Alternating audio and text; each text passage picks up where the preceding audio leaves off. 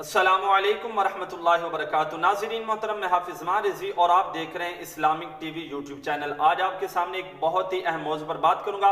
तमाम दोस्त वीडियो को स्किप के बगैर तवज्जो के साथ देखेगा। आज मैं आपके सामने बात करूंगा कि अल्लामा साद हुसैन रिज़वी साहब की कब रिहाई होगी। नाज़रीन मोहतरम, जिस तरह के आप तमाम हज़रात जानते हैं कि हुकूमत अपनी हरदर्मी बरकरार रखते हुए अल्लामा साद हुसैन रिज़वी साहब की नजरबंदी में मजीद जो है वो 3 माह की तौसीक कर दी है और ये जो पुलिस थी ये हाई कोर्ट से भी आगे चली गई है। लेकिन हमारे जो वकला हैं वो खामोश नहीं बैठे, उन्होंने इसके खिलाफ आवाज उठाई। तो मैं उनको इस्लामी अक़ीदत पेश करता हूँ कि बगैर किसी लालच के, बगैर किसी पैसे के वो हमारे लिए इतना काम करें हमारी तहरीक का।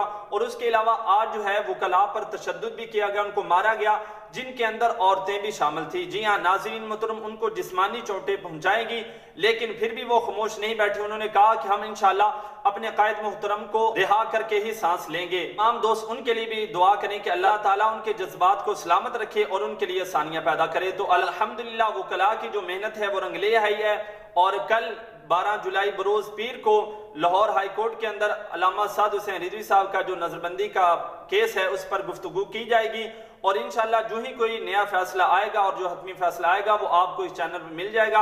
आप हमारे चैनल के साथ जुड़े रहिए। इंशाल्लाह मिलते हैं एक नई वीडियो के साथ, तब तक के लिए अल्लाह हाफिज।